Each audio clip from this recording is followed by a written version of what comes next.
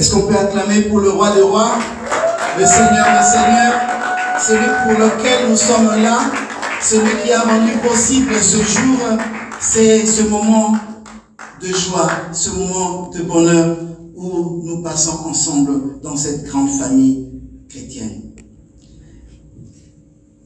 Je vous salue tous au nom du Seigneur Jésus-Christ. Je suis dans la joie du fait que le Seigneur a disposé votre temps pour être là. C'est peut-être, quelqu'un peut penser que c'est une décision qu'il a prise seul. Je viendrai aujourd'hui glorifier Dieu avec mes frères. Mais il y a eu la main de l'Éternel qui vous a accompagné. Amen. Sinon, vous aurez pu changer d'avis, vous aurez pu peut-être faire autre chose. Et si vous êtes là, dans la maison du Seigneur, c'est parce que le Seigneur a un plan pour vous. La Bible est vraie. La parole de Dieu est vraie. Et ce que la parole de Dieu dit, lorsqu'on entre dans la maison de l'Éternel, on ne sort pas tel qu'on est entré. Ce n'est pas un slogan, c'est une vérité. Amen. Amen.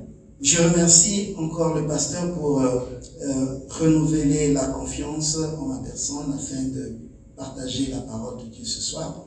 Et je bénis encore le Seigneur pour la grâce qu'il m'accorde d'être l'orateur de ce soir.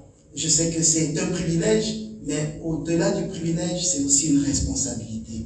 Parce qu'il faut communiquer la pensée de Dieu telle que l'Esprit le veut, le voudra. Et il faut toucher le cœur des enfants de Dieu parce que vous êtes là pour que le Seigneur puisse vous parler.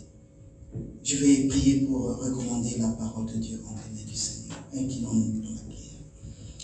Père, je te rends grâce en bénissant ton nom pour ce jour merveilleux que tu nous accordes. Éternel Dieu de gloire, tu connaissais toutes choses avant le temps. Avant, Seigneur, le temps, tu savais déjà qu'il y aura un jour où tes enfants se retrouveront en ce lieu et que tu leur accorderas une parole qui touchera leur cœur dans le but de les rapprocher encore davantage de toi.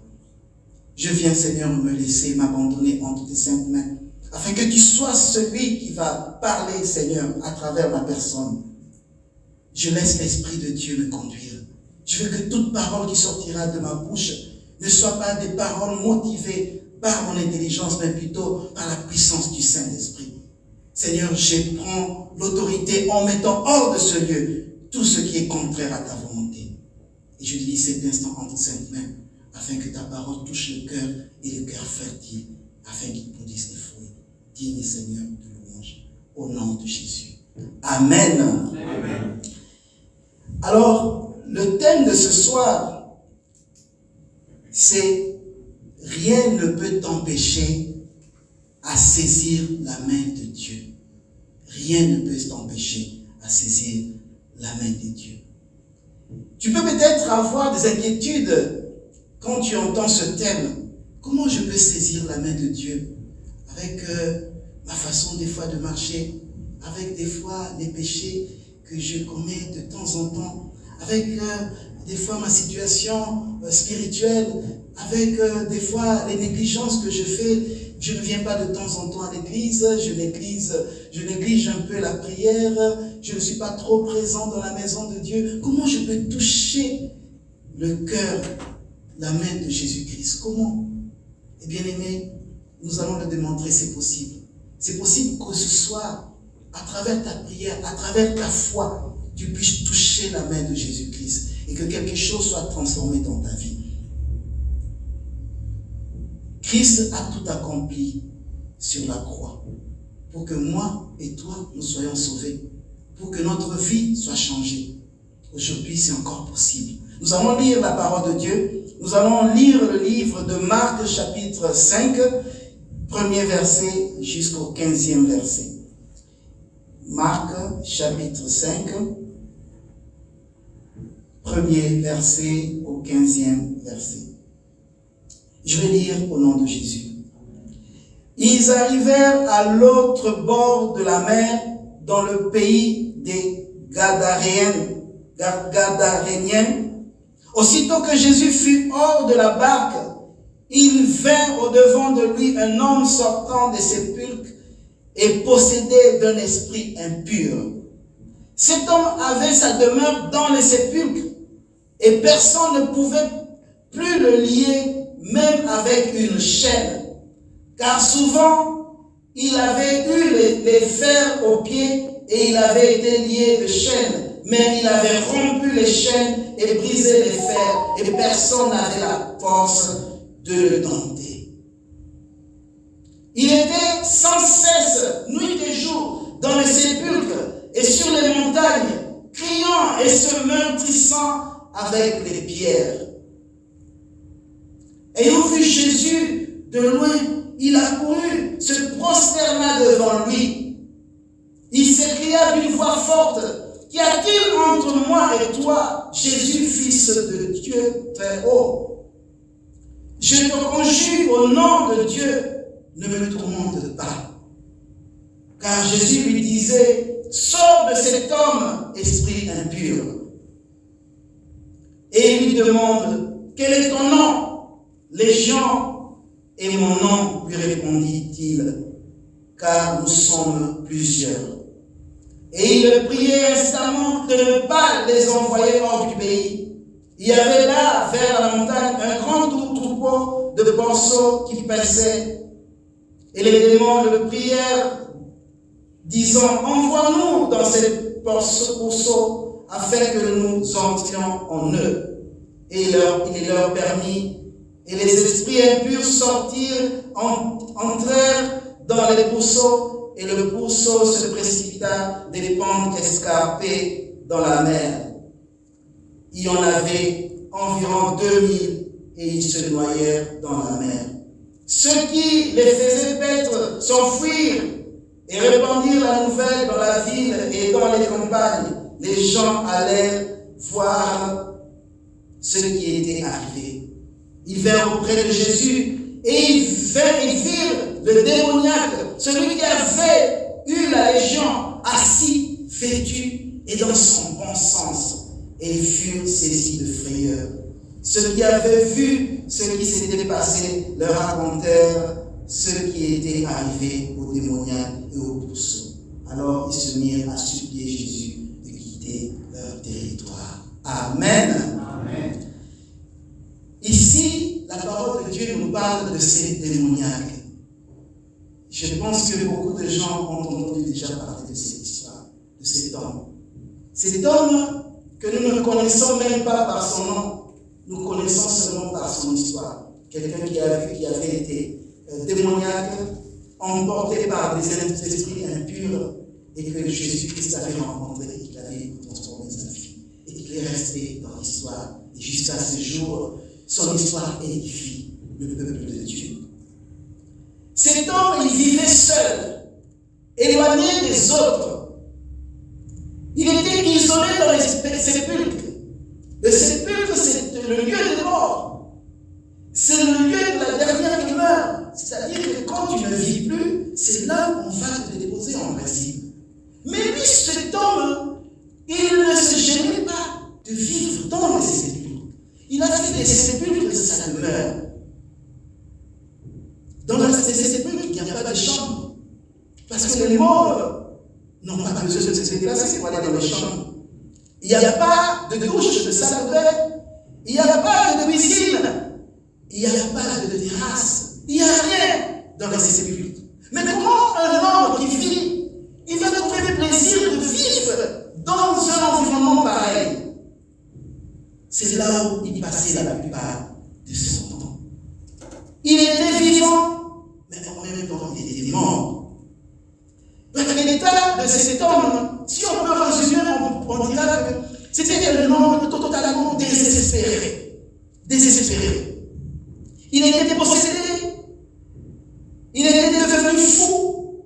Et personne ne voulait s'approcher de cet homme. Les hommes ne trouvaient pas de solution pour lui. La chose qu'il faisait, ils essayaient de l'enchaîner.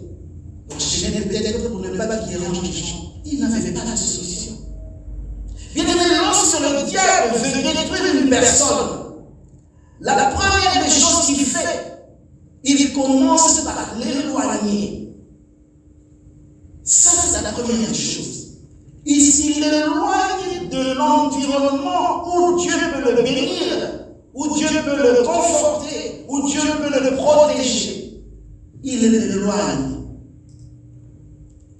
Tout prétexte qu'on peut trouver, mais quand tu t'éloignes de la présence de Dieu, sache que tu es en train de te laisser entre les mains du diable, entre les mains de l'ennemi. Dans la présence de Dieu, il y a tout. Il y a la solution, il y a la santé, il y a la victoire, il y a la joie, il y a le bonheur, il y a la paix, il y a tout ce que nous pouvons chercher de bien dans ce monde. Il y a là dans la présence de Dieu. Mais l'ennemi, qu'est-ce qu'il fait? Il te trouve des raisons pour te retirer de la présence de Dieu.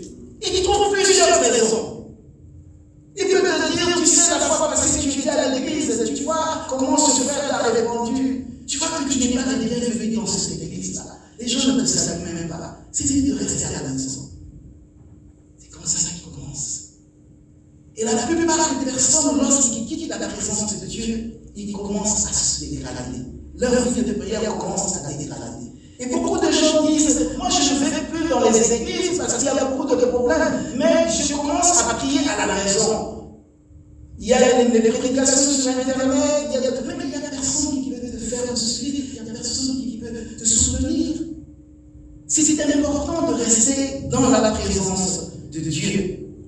Le monde spirituel est réel. C'est peut-être pas visible à travers nos yeux, mais c'est réel. Il y a le monde, le royaume de Dieu, et il y a aussi le royaume du diable, qui est le royaume des ténèbres. Dans le royaume de Dieu, c'est caractérisé par celui qui cherche, il trouve. Ça, c'est dans le royaume de Dieu. Quand tu cherches quelque chose, tu vas trouver. Les malades sont guéris dans le royaume de Dieu. Il y a l'amour, il y a la joie dans le royaume de Dieu. Il y a le bonheur, il y a la paix dans le royaume de Dieu. Mais par contre, dans le royaume de ténèbres, il y a les maladies, il y a l'esprit de suicide, il y a le désespoir, il y a la folie, il y a le désert, il y a la sécheresse, il y a les conflits, il y a les malédictions, il y a tout ce que nous pouvons citer ici qui peut affecter la vie humaine. Le monde de ténèbres existe. C'est important d'appartenir à une famille chrétienne, à une famille d'enfants de Dieu. C'est pour cela qu'entre nous, on s'appelle des frères. Parce que nous avons un seul Père. Nous devons appartenir dans une famille chrétienne. On ne dit pas seulement dans cette assemblée. Là où tu es confortable. Ça peut être ici, ça peut être ailleurs, mais reste quelque part dans la présence de Dieu. C'est très important, mes frères. C'est très important. Parce que dans la parole de Dieu, il y a que du bénéfice. Car la parole de Dieu est claire. Lorsque 2 ou 3, c'est écrit dans le livre de Matthieu 18, 20, 2 ou 3 sont réunis au nom du Seigneur, il est au milieu d'eux. Lorsque 2 ou 3 personnes. Alors, dans la présence, dans la maison de l'Éternel, ça peut être bénéfique pour toi, mais ça peut aussi être bénéfique pour les prochains, pour ton frère. Ne dis pas que moi j'ai reçu Jésus. Je marche dans la crainte de Dieu. Même si je me mets à l'écart parce que j'évite des problèmes, le Seigneur va me bénir.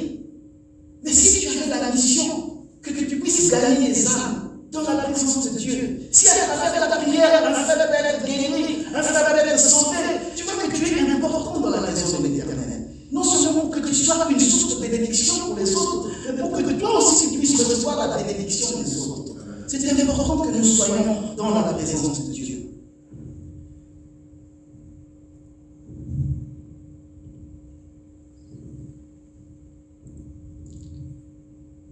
Ici, les démons l'ont amené dans le désert.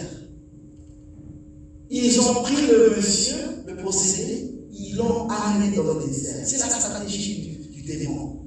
Il vient, il commence, il ne tombe même pas en une journée. Le processus de quitter la présence de Dieu pour aller dans le monde de ténèbres, ça prend son temps. Ce n'est pas du jour au lendemain. Tu ne pourras pas le réaliser. Le diable est tellement malin qu'il va pas te permettre de réaliser cela. Tu vas commencer à dégrader petit à petit. Et tu vas commencer à voir que les choses que tu avais vomies, les choses que tu avais abandonnées, tu commences à prendre goût de ça. Si par exemple, avant, tu étais consommateur de pierres, de cigarettes, de chanvre, de tout ce qui peut ne pas t'aider dans ta vie. Et que quand tu as rencontré, tu as abandonné. Et maintenant, quand tu commences à regresser, toutes les choses que tu avais abandonnées, tu commences à s'abandonner de ça. Et tu commences à s'arrêter à regarder. Et l'ennemi commence petit à petit à t'éloigner de la présence de Dieu. Et tu commences à trouver ça normal. Tu commences à trouver normal que ça fait un mois que tu ne viens pas dans la présence de Dieu. Ça fait un mois que tu ne participes pas au programme de l'église. Tu trouves ça normal. Et pourtant, avant, quand tu avais fait le premier amour, tu ne manquais même pas un programme de culte. Mais puisque maintenant l'ennemi a cherché une façon de te tirer vers lui.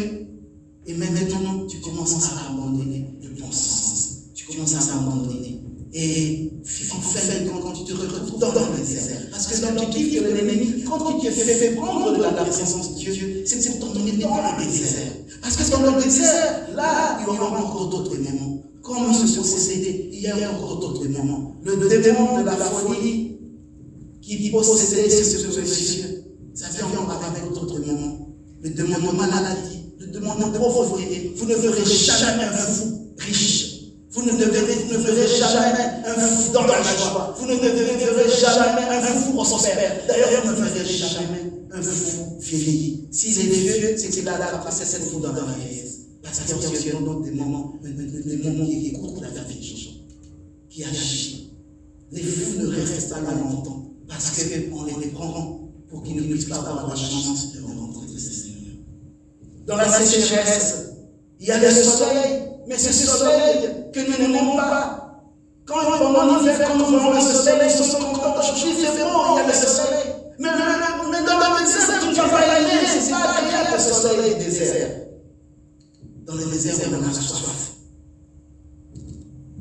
Les démons ne s'entraînent jamais dans une vie formidable, dans une vie de prospérité. Quand c'est le diable qui est derrière la décision de quitter l'église, sache que c'est ton aîné dans le lieu où il va ruiner ta vie.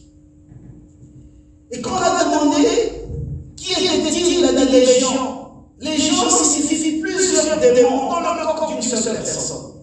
C'est-à-dire que le premier démon qui a eu la chance, l'opportunité d'entrer, il est entré, et puis il a fait venir d'autres démons au fur et à mesure. Et jusqu'à ce que ces démons étaient complètement à la merci de ces démons. Les démons se cachent derrière la plupart des maladies et la plupart des divers problèmes. C'est pas toutes les maladies qu'il faut dire que c'est normal que je sois malade. Non. Oh, c'est la période de la grippe, tout le monde a la grippe, c'est normal. C'est pas toutes les maladies qui sont normales. Il y a des fois des gens qui se disent, moi, j'ai toujours des problèmes de tension, c'est connu depuis. Non, mon frère. Cette pensée, c'est en fait, c'est le démon de ces maladies qui vient dans ta pensée et te fait croire que toi, tu vas vivre avec le problème de tension toute ta vie. Toi, tu es diabétique toute ta vie. Non. Quand Christ a franchi, tu deviens réellement libre. Même aucune maladie ne peut résister dans la présence de Dieu. Il y a des problèmes que la pauvreté. Tu souffres de la pauvreté. Tu es toujours des problèmes dans l'argent. Tu es toujours dans la tristesse. Tu es toujours dans la colère. Tu as toujours de la méchanceté en toi. La calomnie, les échecs. Les mauvais langages, l'orgueil, l'égoïsme, l'impudicité, le manque de pardon, l'ivrognerie et beaucoup d'autres choses. Souvent, ce sont les démons qui sont derrière ces choses que je viens de citer. Ce sont les démons. Ne trouve pas ça normal. Ce sont les démons. Ils ont fait de ça leur lieu de repos. Quand les démons entrent dans ta vie, ils se reposent. C'est que toi, tu es tourmenté. Tu es dans la tourmente. Lui, il se repose. Parce que tu trouves des prétextes pour justifier cela. Tu trouves des prétextes. Aujourd'hui, tu peux voir ton enfant en train de délirer. Tu te dis, c'est la nouvelle génération. Les enfants de cette génération. Mais non, nous devons refuser que le diable se repose, le démon se repose dans nos raisonnements. L'état de cet homme ressemble à certaines personnes de notre génération. Le diable se repose dans ces temps. Vous savez, bien aimé, vivre sans Dieu, c'est vivre sans espérance, c'est vivre sans avenir. Celui qui ne met pas Dieu dans sa vie, il est exposé à beaucoup d'échecs. Vous savez, des fois, le diable faisait travailler ce monsieur, cet homme, ce possédé. Il n'était pas assis, il marchait pour rien. Il se frottait les pierres pour rien. L'énergie qu'il avait, il le gaspillait à faire des choses qui n'étaient pas bénéfiques pour lui. Comme de nos jours, lorsque le diable trouve une porte, une brèche pour te faire sortir de la présence de Dieu, il te commence à te dire, mais au lieu d'aller à l'église, tu peux aller au travail. Tu auras peut-être un 500 shekels de plus. Tu ne le trouves pas. Et toi, tu te dis, tu es convaincu par ça.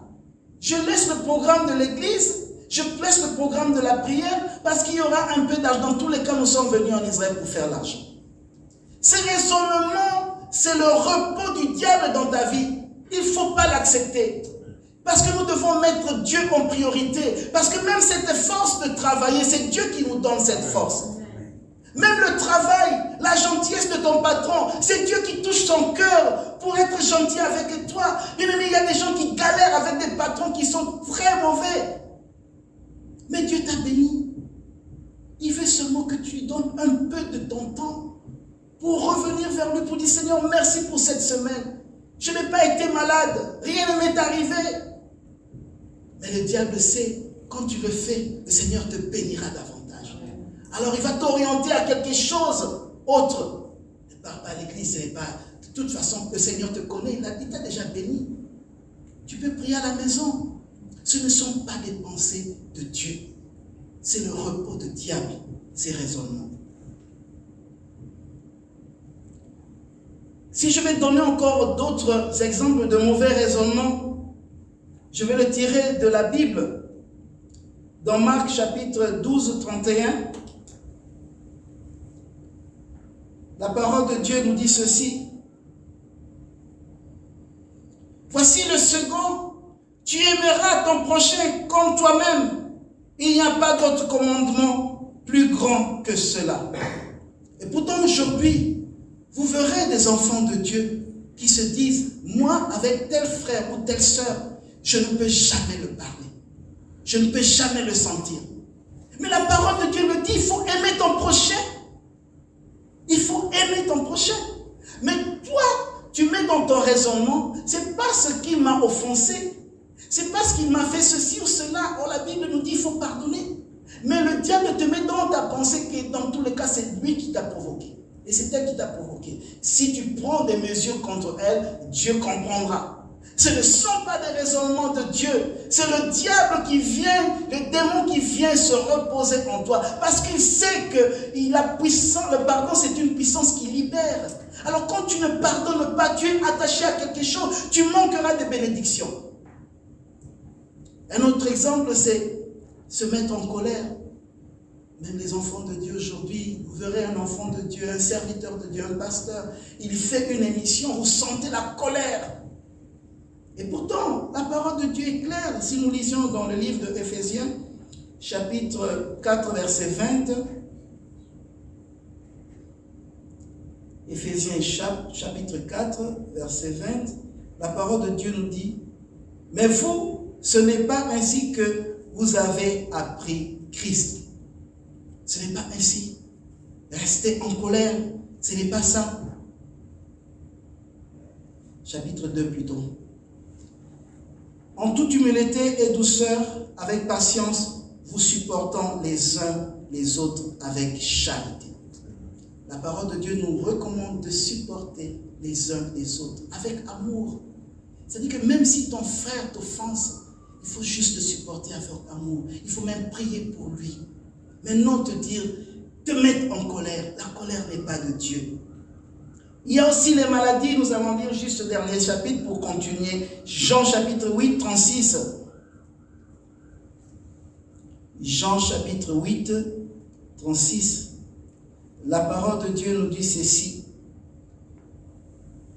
Si donc le Fils vous affranchit, vous serez réellement libre. Donc même les maladies ne peuvent pas avoir de pouvoir sur vous. Alors pourquoi dis-tu que la diabète c'est ma maladie? Pourquoi confesses-tu cela? Pourquoi dis-tu que la tension, moi depuis, ça fait 5 ans, depuis que j'avais perdu un frère ou un parent, je commence à avoir la tension et c'est devenu ma maladie. Tu acceptes ça, je prends chaque fois des médicaments et pourtant Christ t'a affranchi, tu es libre de recevoir la guérison, tu es libre. Parlons un peu du caractéristique de ce fou. Le fou ou le démoniaque de Gadara, c'est ainsi qu'il était identifié. Il était nommé ainsi. C'est comme la femme à la perte de sang. On ne connaissait pas son nom. On n'a jamais parlé de nom. On n'a jamais identifié le nom de cette femme. Mais on sait qu'il y avait une femme qui souffrait de la perte de sang pendant plusieurs années. Que Christ a soulagé de sa peine. De même pour ce démoniaque. Toi aussi, on t'identifie peut-être de la sorte. On te donne une étiquette sur ton passé. Quand on te voit, on dit, ouais, ce frère-là, il dormait toujours dans le bar. Mais ce qui est important, c'est que ton passé devienne un témoignage. Amen. On peut dire, vous savez, cette sœur, mais c'est elle qui a eu un enfant avec ça, qui a fait ceci, qui a quitté ses parents, qui a fait ceci. Ce qui est important, c'est ton avenir, c'est ton présent. Le passé de chacun de nous, si on fouille bien, chacun de nous a un passé un peu sombre. Mais seulement parce que ce n'est pas révélé, parce que les gens ne connaissent pas. Mais si ton passé a fait parler des gens, que ce passé devienne un témoignage au nom de Jésus-Christ. Peu importe ce qu'on t'indexe pour ton passé, c'est le présent et le futur qui comptent. Le fou de Gadara vivait seul, éloigné. Il était vivant, mais mort. Il vivait dans les cimetières. Physiquement, il vivait physiquement, mais spirituellement, il était mort. Physiquement, on le voyait, il vivait, mais spirituellement, il était mort. Il se trouvait là parce que l'esprit impur avait pris possession de son corps. Il était devenu esclave de cet esprit impur. Il obéissait aux manifestations de cet esprit. Ce qu'il faisait, ce n'était pas lui. Ce n'était pas lui, c'était cet esprit qui le commandait. Personne ne pouvait le dompter. Ils l'ont plusieurs fois enchaîné sans succès. Personne ne savait quoi faire de lui. Il n'avait pas de dignité. Parce qu'il se promenait nu. Il mangeait des ordures. Sa vie était désagréable. Il criait, il se meurtrissait avec des pierres. Il prenait des pierres et il se faisait du mal.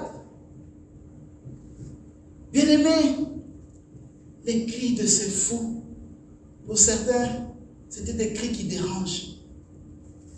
Pour certains, c'était des cris de quelqu'un qui est complètement... il a perdu la tête. Mais peut-être ces cris, ce sont des cris de désespoir. Il crie, secourez-moi, aidez-moi. Je veux être sauvé, libérez-moi. Mais les hommes ne pouvaient comprendre cela. C'était peut-être l'appel à aide, aidez-moi. Il nous arrive, nous aussi, de pousser des cris, mais dans le silence. Quand nous sommes seuls, nous sommes emportés par des problèmes, il y a quelque chose qui t'arrive, il y a une situation que tu n'arrives pas à maîtriser, il y a quelque chose que tu as fait, tu as caché à quelqu'un, tu as caché à ton mari, à ton épouse, tu es là seul, tu pousses tes cris, les gens ne savent pas, ils voient ton apparence à l'extérieur, tu parais comme tu es bon. Quand tu es avec les amis, tu animes tout le monde. On sait que comme il est là, il y aura des blagues, tout le monde va essayer de faire quelque chose de rigolo. Mais au fond de toi, quand tu rentres, tu pousses ces gens de cris, comme ce fou. Parce que les démons ont pris possession de certaines parties de tes pensées. Il arrive souvent qu'on finit par critiquer les personnes qui souffrent. Vous voyez un frère, vous dites, mais ce frère, c'est quoi ça? Il est venu en Israël, on l'a aidé pour venir ici, mais finalement, il se donne à l'alcool, il se donne à la prostitution, il se donne... Mais vous ne savez pas les problèmes qu'il endure. C'est comme ce fou, tout le monde le voyait, personne ne voulait s'approcher. Il a peut-être touché ses gris-gris. Il a peut-être, voilà, il est à la base de ce qui lui arrive. Moi, je n'ai rien à faire avec lui. Mais bien aimé, lorsque les hommes ne peuvent pas te secourir, nous avons le Seigneur. Amen. Qui n'est pas limité. Amen. Et c'est là où la bonne nouvelle est. La bonne nouvelle, nous allons la lire dans le livre de Psaume 34, 6. Psaume 34, 6.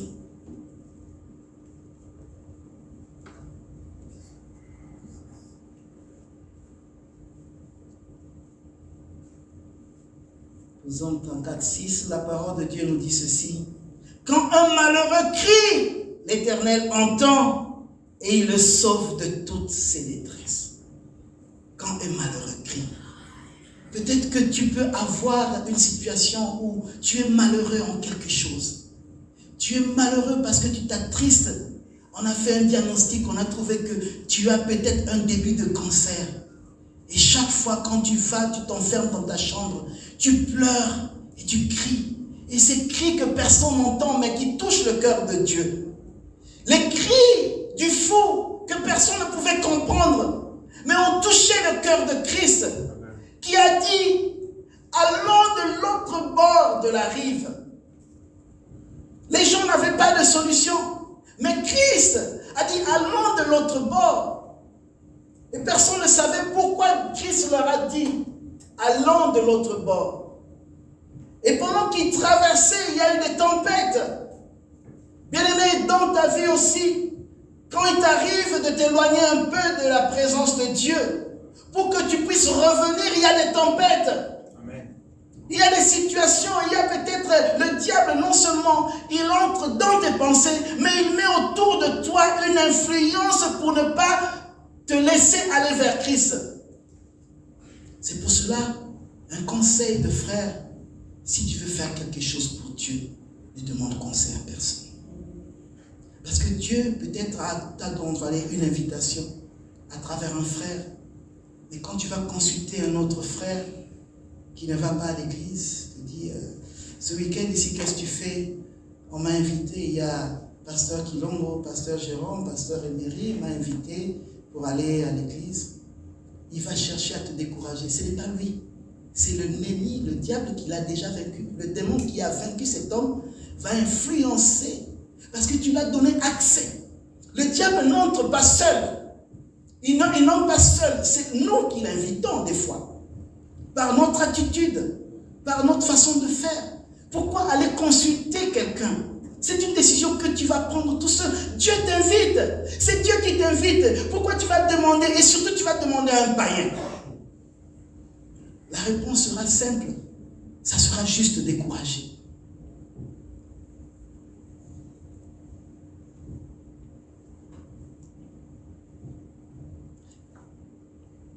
Personne ne pouvait dompter ce monsieur.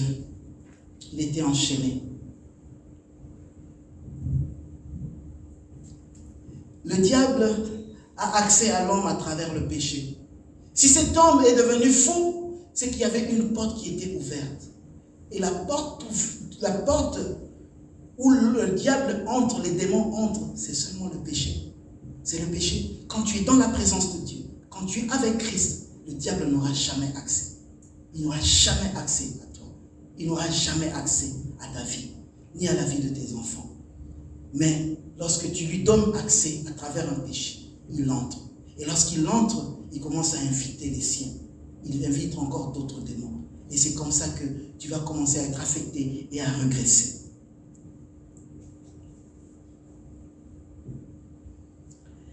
Il y a une force, mes frères, il y a une force.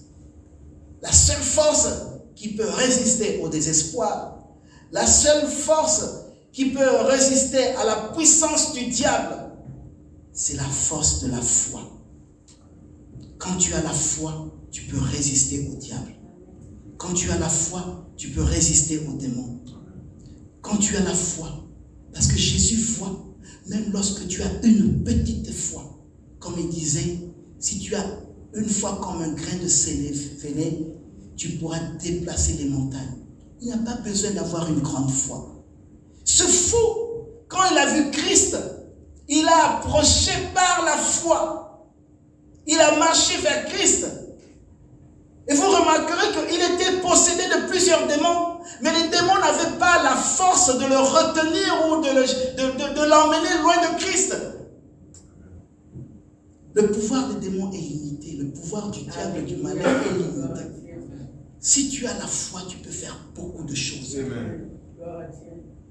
Jésus a les yeux pour voir la foi.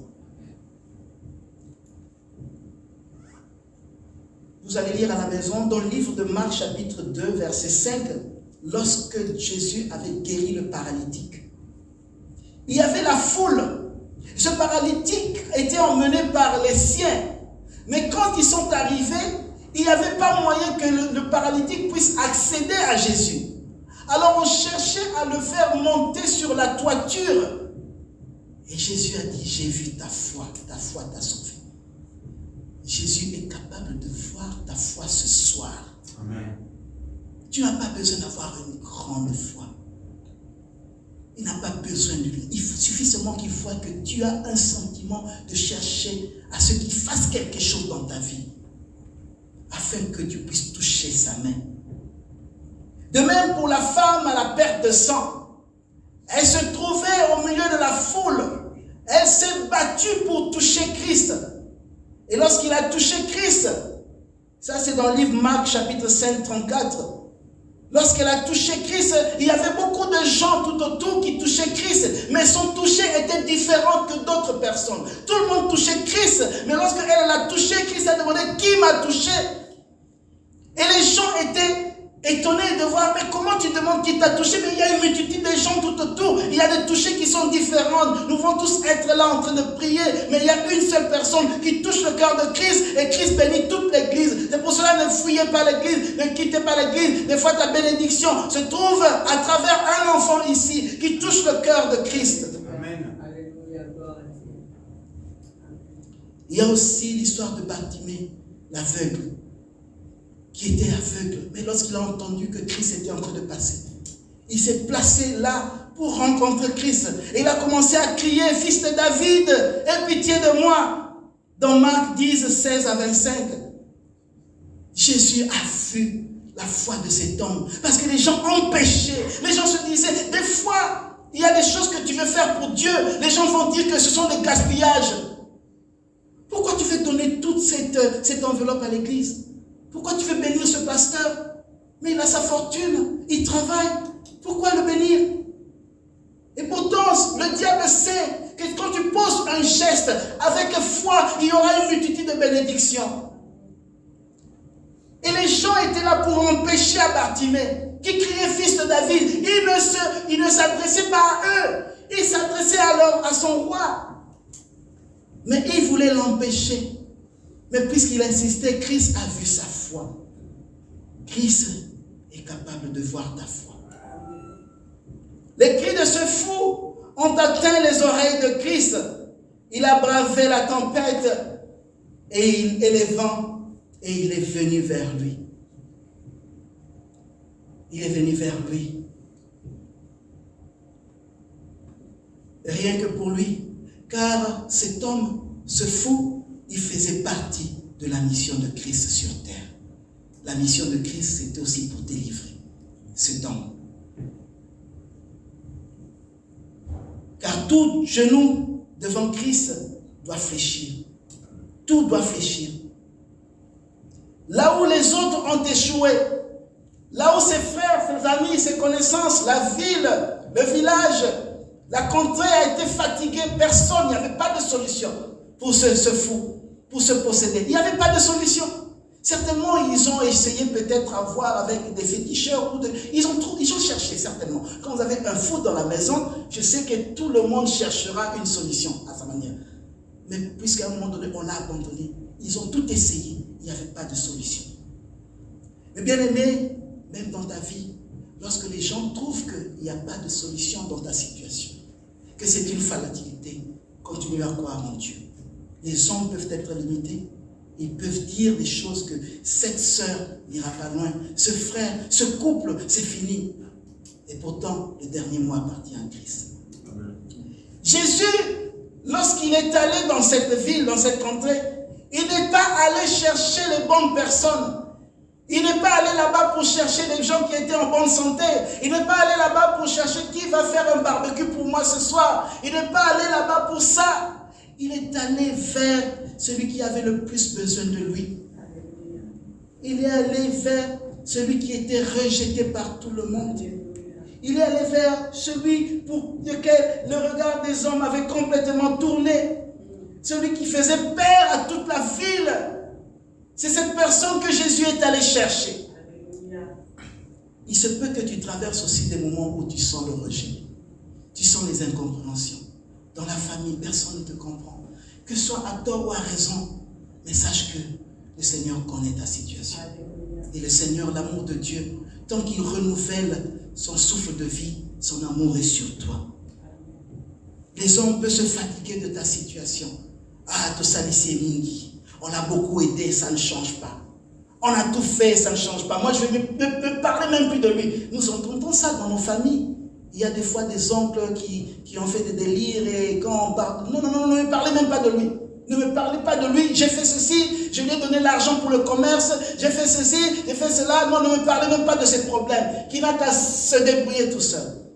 Des fois, tu peux avoir ces sentiments où les gens sont fatigués de toi, de tes incompréhensions. Tu es toujours endetté, tu as toujours des problèmes. Même lorsqu'on essaie de te donner des conseils, tu n'écoutes pas. Et on te dit non, lui, ça ne sert à rien. Il faut le laisser. Mais Christ n'abandonne personne. Christ n'abandonne personne. Et le fou, maintenant, il est délivré. Parce qu'il a rencontré Christ. Il est délivré et il est restauré. Et nous allons lire ce passage toujours dans le livre de Marc. Là, on dit, il est assis, vêtu. C'est dans Marc chapitre 5.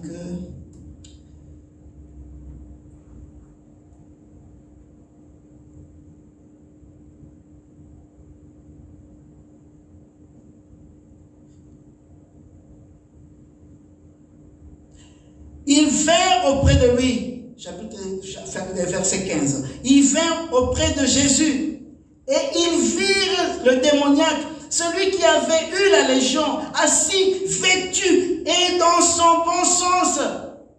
Et ils furent saisis de frayeur. Ce monsieur était assis lorsque Christ l'a rencontré, l'a délivré. Il est assis à côté de Jésus, vêtu, celui qui était nu, calme, posé. Lui qui était habitué, les gens le cherchaient à le lier avec des chaînes. Mais Christ n'avait pas besoin de le lier. Il s'est approché de lui, lui aussi il est approché de Christ. Et il a chassé tous ces démons. Et ce monsieur est entré dans son bon sens. Ce qui veut dire que le fait de dormir dans le sépulcre, ce n'était pas le bon sens de ce monsieur. Mais il ne savait pas. Le fait d'être nu, de marcher nu, ce n'était pas dans son bon sens. Il ne savait pas. Le fait de manger la nourriture de la poubelle, ce n'était pas dans son bon sens. Le fait de s'éloigner de tout le monde, ce n'est pas dans son bon sens. Bien aimé, tu peux ne pas savoir que ce n'est pas dans son bon sens. Le fait de rester tard la nuit, pendant que tu restes ta femme et tes enfants à la maison, tu restes tard la nuit en train de prendre la bière avec les amis et ça ne te rapporte rien. Ce n'est pas ton bon sens. Ce n'est pas ton bon sens. Ce n'est pas ton bon sens. Le fait d'être marié, mais être encore, avoir des relations avec d'autres filles. L'adultère, ce n'est pas le bon sens. La fornication, ce n'est pas le bon sens. Les mauvaises choses ne sont pas ton bon sens. Le mauvais langage n'est pas ton bon sens. Le mensonge n'est pas ton bon sens. L'escroquerie n'est pas ton bon sens. L'ivrognerie, tout ce qui est type de péché ne sont pas tes bons sens. Mais le diable, le démon, il entre dans ta pensée pour te faire savoir que ce que tu fais, c'est bien. Ce n'est pas grave. De toute façon, Personne ne t'a vu. Tu n'as fait de mal à personne. C'était consentant. Ce n'est pas ton bon sens. Mais lorsque cet homme a touché la main de Jésus, si ce soir tu touches la main de Jésus, tu reviendras dans ton bon sens. Tu reviendras dans ton bon sens. Tu vas complètement te dire, mais pourquoi je faisais ça? Mais qu'est-ce qui me prenait? Comment se fait-il que moi je suis enfant de Dieu, mais je passe 2 mois, je ne suis même pas entré dans une église pour dire merci à mon Dieu. Et tu te dis chrétien, ami de Jésus, enfant de Dieu. Comment se fait-il que lorsqu'on te donne des invitations, tu dis, ah bon, voyons ça prochainement. Et pourtant c'est Dieu qui avait un plan pour toi. Peut-être que Dieu voulait ouvrir le ciel pour toi. Vous savez, il y a des campagnes qui sont organisées. Il y a 1 millier de personnes. Mais Dieu l'a organisé que pour qu'une seule personne soit sauvée. Peut-être que ton jour, c'est le jour où tu décides de dire non à Jésus. C'était peut-être le seul jour que tu avais. Il faut que nous revenions dans notre bon sens. Nous avons un Créateur. Bien-aimé, si vous dites que le micro ici n'a pas été créé par quelqu'un, qui va croire? Personne ne va croire. Le micro, il y a des informaticiens qui ont travaillé là-dessus, les techniciens, et ils ont créé le micro. Cette maison ici a été construite par quelqu'un. Alors comment voulons-nous croire que nous n'avons pas quelqu'un, un créateur? Comment le diable, le démon peut entrer dans tes pensées pour dire que, écoute, tu n'as pas un créateur. Tu peux faire tout ce que tu veux. Tu peux décider comme tu veux. Tu viens à l'église, tu ne viens pas à l'église, tu vas au travail, tu ne vas pas au travail, tu fais la débauche, tu fais tout parce que tu es maître de soi. En fait, c'est ça la finalité du diable, des démons. C'est pour te dire que tu es maître de soi. Oublie Dieu, tu es maître. Tu vas aller demain à IFA, tu peux prendre le train, tu vas à IFA. Tu es maître de toi. Or, tout ce que nous faisons, c'est la grâce de Dieu. Le démon, c'est un menteur. Les mauvaises choses ne sont pas de bon sens. La mission confiée aux fous après cela, c'est d'aller évangéliser. Voici ce que j'étais et voici ce que je suis. Toi aussi, s'il y a eu quelque chose dans ton passé qui a fait qu'on parle de mal de toi, on t'identifie à ce fou. Regardez ce fou, comment il faisait ce qu'il faisait. Que ce passé soit un témoignage. Que tu commences à dire, si je suis ce que je suis, c'est par la grâce de Dieu.